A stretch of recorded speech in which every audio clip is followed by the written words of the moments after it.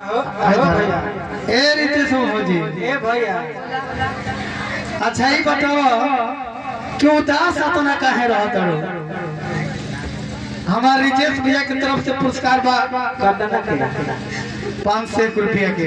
हमारे कंपनी शुक्रगुजार करती है, लेकिन देखा ए भौजी जानता रू का नाम का बा हमारे रितेश भैया के का नाम बा कि हम ना जनने की इतना श्रृंगार करबू तू।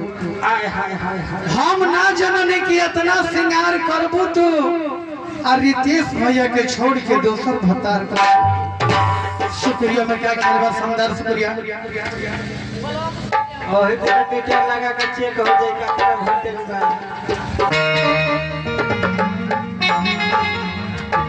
हेलो का ये दुलार का हो हाय पेटे झरानी क्या करत दिया हो?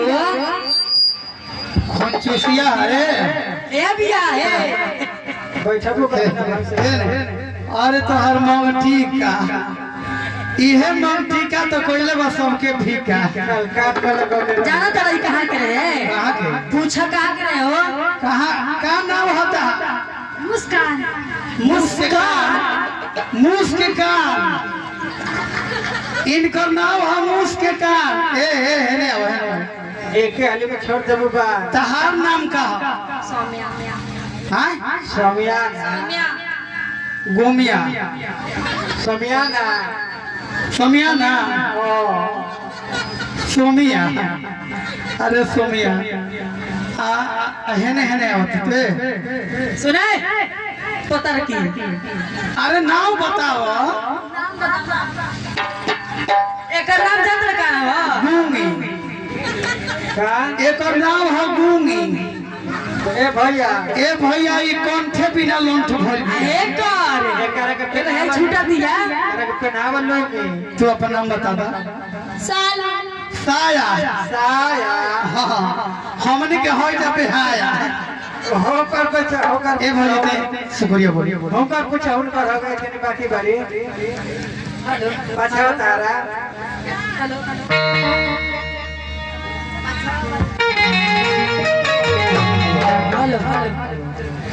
काहे अच्छे को भौजी कल जाई के पर माइक के ठीक करवा लो।